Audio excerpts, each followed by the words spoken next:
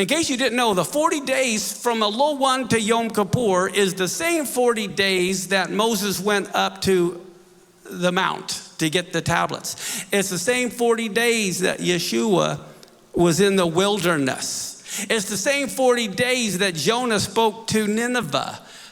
And when you read the text, what does he do? He goes out and builds a sukkah, and he sits there for a Sukkot, waiting to see if judgment's going to fall on Nineveh. That's what's going on. So I think I skipped over something I want to show you. We went over that and that. It's sliding on me. I wanted to show you this. I skipped this slide. I want you to know, those of you that were at our Rosh Hashanah service, I handed out a list of Jubilees. I have the new and improved one. And it is sitting on that back table, and it lists every Jubilee since creation and every Shemitah year since creation. But on the other page, it was like 12 columns wide. I made 2 7-wide columns because it's 7 times 7 years. And so I have a new thing that lists every Jubilee year, all the Shemitah cycles, clear back to creation. But I want you to notice something here.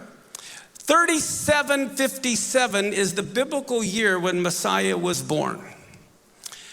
I have, if you see where he's standing there preaching, that's in Luke when he stands up and he proclaims liberty. Do you remember when we said our morning prayers at the beginning? The entrance of your word brings freedom. Well, he was born on the Feast of Tabernacles, and that's when you proclaim liberty, and he was born in the Shemitah year, and at the end is when he stood up and proclaimed that, proclaiming freedom. If you'll notice, I have that little picture there by 3788. That, every one of these, I have black for AD, red for BC, the brown is the biblical year. Well, 3788 was the first year of a new cycle.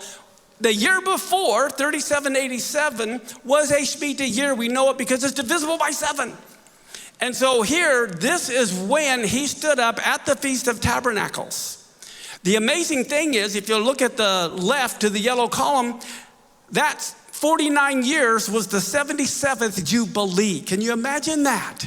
The 77th Jubilee is when he did his ministry.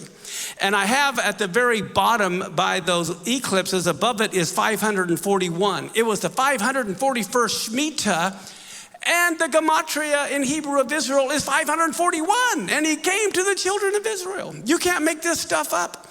And then you have solar, you go to NASA's website. There were solar and lunar eclipses right after his ministry started. And then look at this, in 70 AD, when the temple was destroyed. The same thing, solar lunar eclipses. But anyway, so here, on Yeshua's birthday, the year of release is proclaimed.